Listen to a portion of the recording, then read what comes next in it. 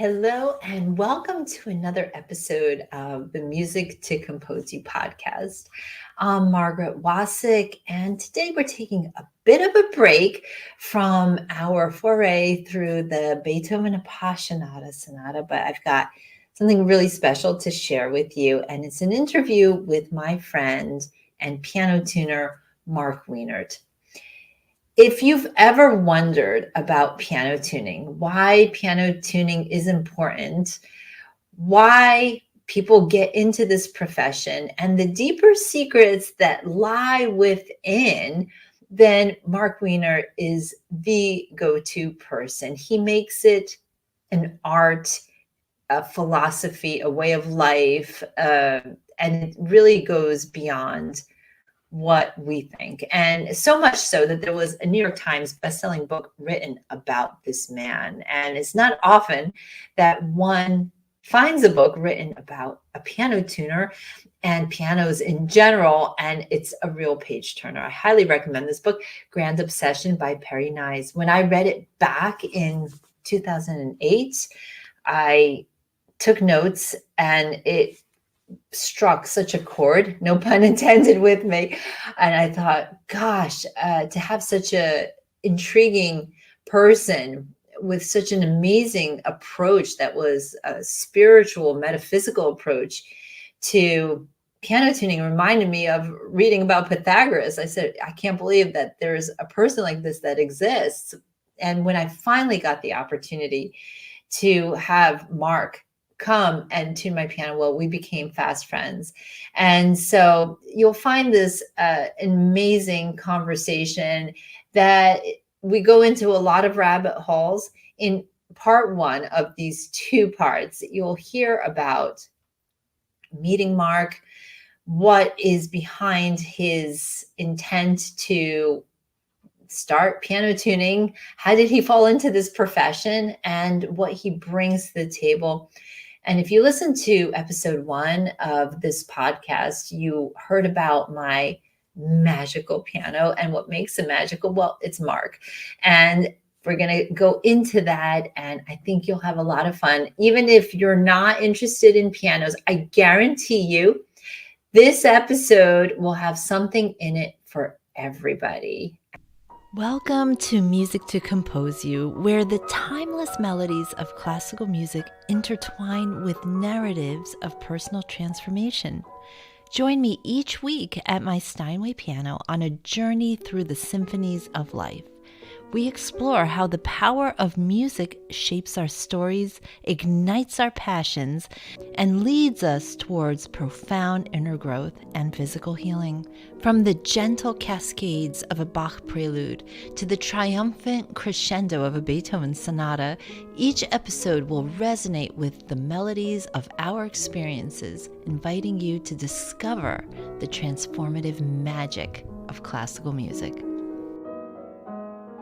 Thanks, Marc, for being on the podcast. And we've known each other for almost 10 years now. And it's been such a fun journey exploring the world of pianos and sound and frequencies and all this stuff. And well, let's just start with the question how you came to become a piano tuner. Okay, that's easier.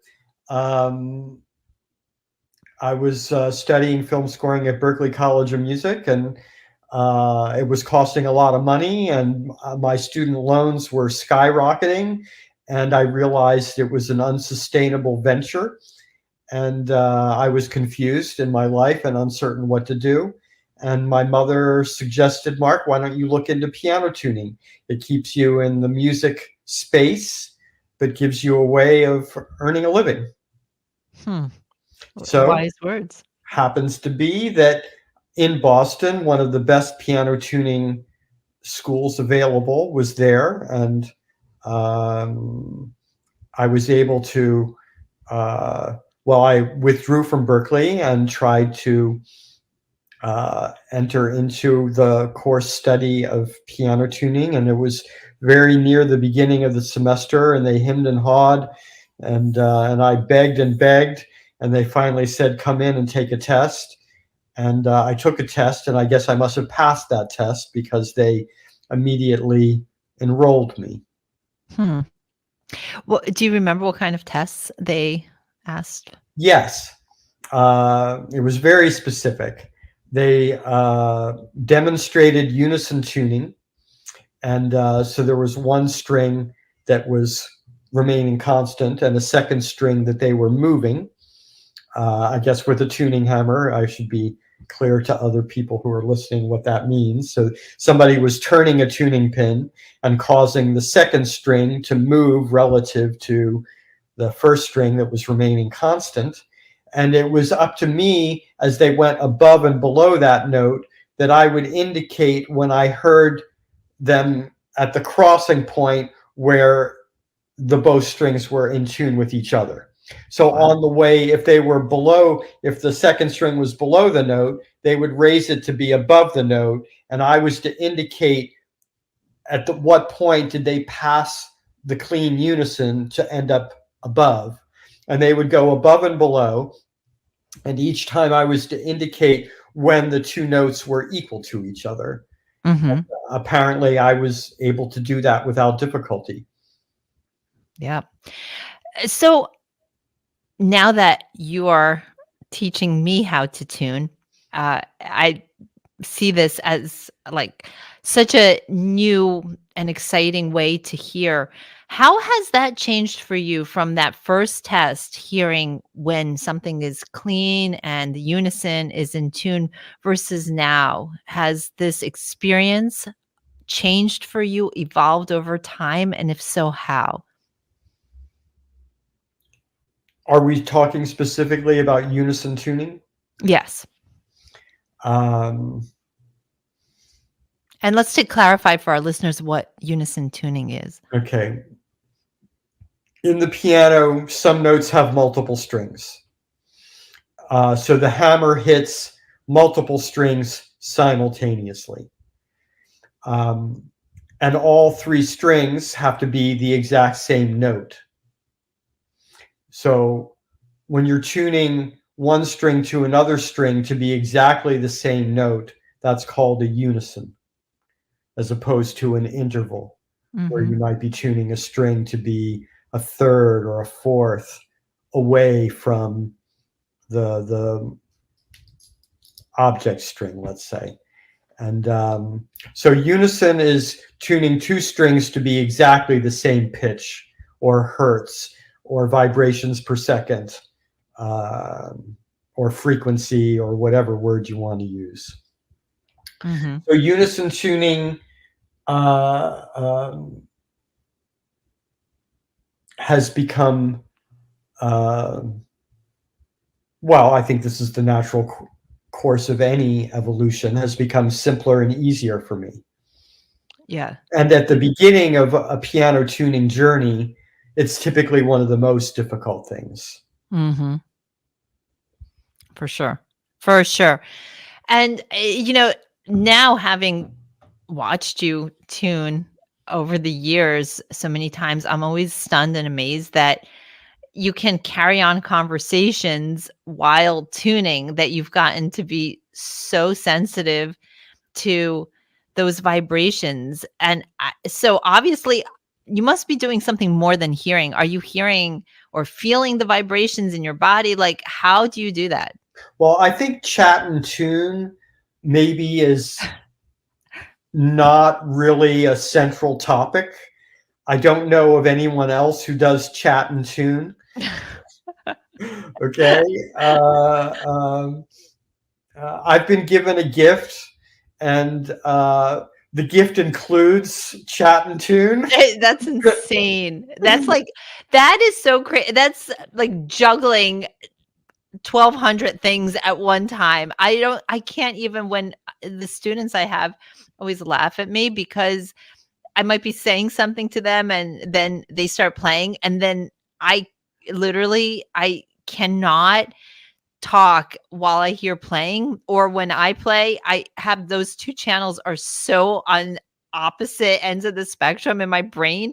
So they always laugh, like, because I go into only one channel, but you obviously could do this incredible thing that you operate on multiple channels and you always get it right.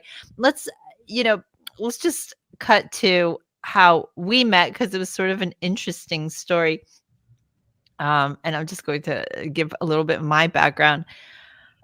I think the year was about 2005 or 6 or something like that. I don't remember when the book came out, but the book was called Grand Obsession by Perry Nyes, and it was all the buzz in the musical community and outside of it. It became a New York Times bestseller, a novel actually about piano and the inner world of pianos and piano technicians and what goes into making a great piano. I read it and I loved it, and I was fascinated because you turn out to be kind of like the superhero at the end of the book. That I'm not going to give away how this book like ends, but that you brought the piano's original tone that the author fell in love with back.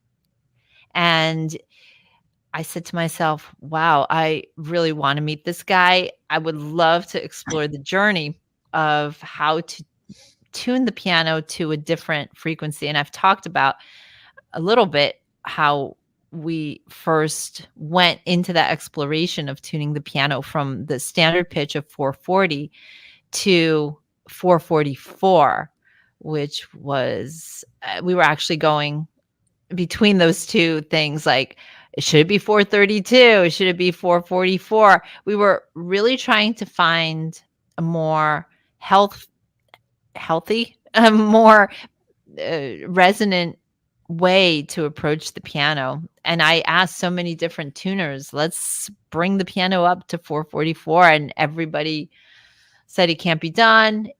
But you came along and you said, yeah, let's do it. Where do you want to go with this? Which I thought was so incredible. Let's just talk a second for those people that are interested in, because there's a lot of talk in the musical community in the last few years, especially about working outside of the standard pitch of 440 and all the benefits of going up to 444. For those pianists and tuners out there that want to try this, what are the steps involved in doing that? In raising the pitch of a piano from 440 to 444? Yes. Well, let me go back to something you said previously. I think it can't be done was inaccurate. I'm unwilling to do it would have been more accurate. Okay. Or perhaps I've never done it before, or I'm unable to do it.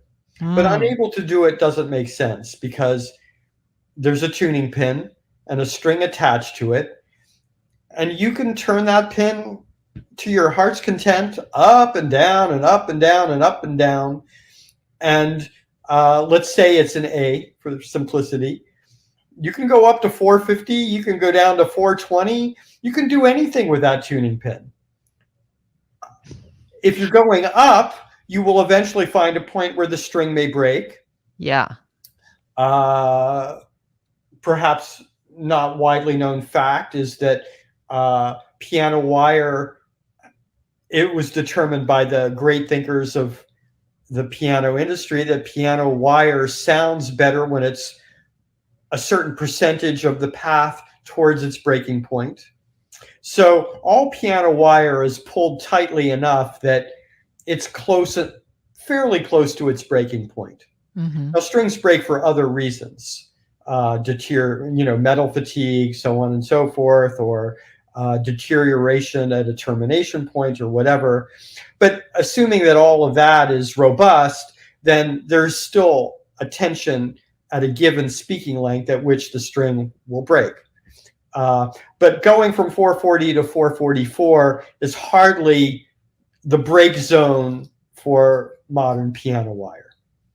So there's no harm, no foul in raising an A from 440 to 444 in terms of any fear of string breakage.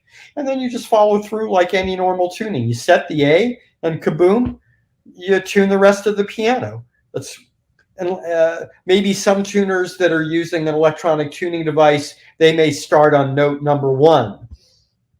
They have the flexibility of doing that because they're not creating structure themselves. The machine's creating structure. But that one note will take into consequence that they calibrated their tuning device for 444 instead of for 440. So it's just a question of follow through.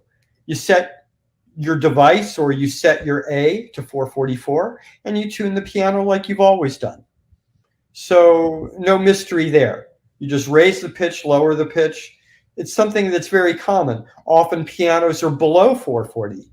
Let's say you enter a room and the piano's at 436. Well, raising 436 to 440 is hardly different than raising from 440 to 444 in terms of the mechanics of what you have to do in order to achieve that change. Okay.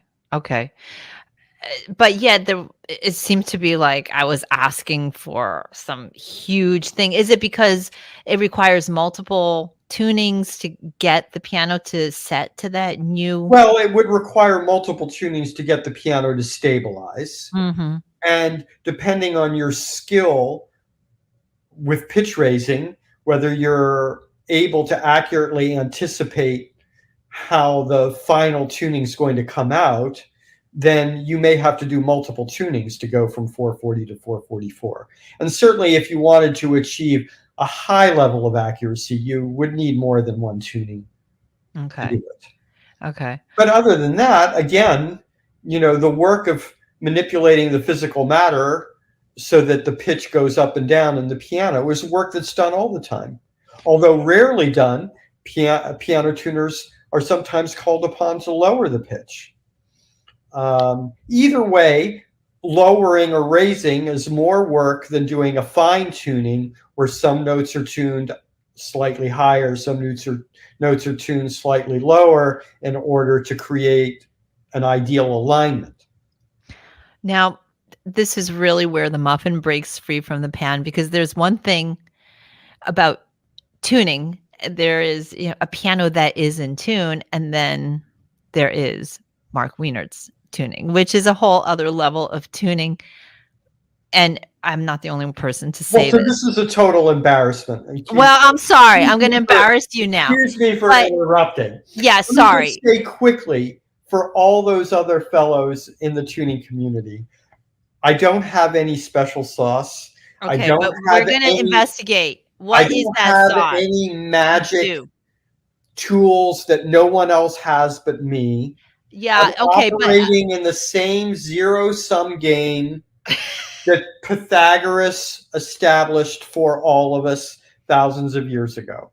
Okay, but okay, you're modest, and I'm the one saying it. So your piano tunings are special, and I know this because I've been around pianos all my life. I've had a ton of different piano tuners, but when you tuned my piano, something magical happened. It's very hard to describe it. It was, well, to me, it felt like my world changed, and it was beyond the piano. It was, I could feel energetically a shift. Now, I know that we changed the tuning from the standard of a 440 and we went into a 444 at that point. But that beside that, it just was so beautiful. It was so pearlescent. And in the book, Grand Obsession, where you play a role in trying to restore the sound that the author fell in love with when she walked into this shop in New York City on 56th Street looking for her piano, or 58th Street, was it 58th Street, looking for her piano, fell in love with this deep sounding piano, which she named Marlena because it reminded her of the voice of Marlene Dietrich. She couldn't wait to get it home. And then once she did get it home, it didn't have the tone. And you at the end were the magician that brought the tone back. Now, your tuning has been described, and tuning was a big part of that. Well, the voicing was the core issue. Is that right? Yes. Okay, so now describe what voicing is. Discovered that tuning was also a necessary component for her to have the peak experience that she dubbed Marlena. Okay. Yeah. So it was a So, combination of the tuning and the voicing. and the voicing. Let's start first with the tuning. And So 444 had nothing to do with her correct. experience. All right. But it was, would you say it was in the alignment in those ratios? Again, you mentioned that you're just doing what Pythagoras started. Well, no, right? I just said that Pythagoras created the goalposts within which you have to operate. That's all. Okay. Yeah. But you do something within those goalposts and within the establishment of those ratios that is, I don't know, it's like entering Alice's Wonderland. Like it's a portal to something else. And with that, I know you're modest, but can you describe a little bit of what your journey has been like to get to that sensitivity towards those alignments, those intervals? Well, I pay homage to two experiences in my life that were transformative. Number one, which is mentioned in the book, was the special chord that another piano tuner gave me, chord and arpeggio, that could be used to allow the piano to communicate to you what its requirements would be. However, that's a pure data stream, that chord, that has to be interpreted. So there's a subjectivity to the use of that chord. It's not an objective tool. And then the other experience was the opportunity to tune the same piano over and over again in a relatively short amount of time. I was hired to tune the same piano month after month for as long as I cared to. And of course, each time I went back, the piano was more in tune. I had a better starting point, let's say, than the previous tuning. So for me, that was an opportunity to reach for higher ground. I tried to do a better, quote unquote, better and better tuning each time. Now, maybe that has to be looked into to understand what those words mean, but let's just let them sit for now. Let me just say this. The culmination of that journey was that I realized that 90% in tune, yeah, pretty nice. 95% in tune, yeah, pretty nice. 97, 98% in tune, wow, really nice. But something magic happened between 98% in tune and 99.9% in tune that stunned me. Wow. And it was a career-defining moment. Now, I will say, sadly, I'm rarely in a position to be exploring that high level of accuracy that I'm referring to. But it is there. Rarely has anyone heard it. And certainly you have benefited from it. Yeah. And setting aside,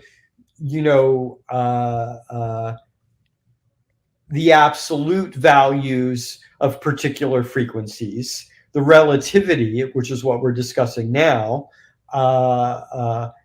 is achievable at a high level of accuracy. And that's when the real difference actually occurs.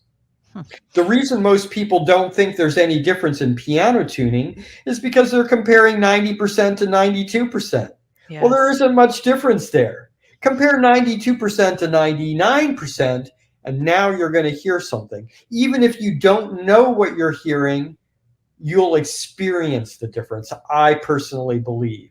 And that's what I feel like what I leave behind for people who may or may not understand what I've done. They will hear the purity of that alignment, to be elaborated on, and have an experience of good vibrational coherence, and it will be meaningful to them, just like it was meaningful to you. I love what you say about that difference between 98% and 99.5%. And it's that it's when a person, I forgot who said this, but from another field, it's when you go, I think it was Tony Robbins who said, when you go from excellent to outstanding, it's now you're dealing with decimals. It's so small, the increments, but it's so hard to make a step upwards in that direction. You, as a former mountaineering man, have described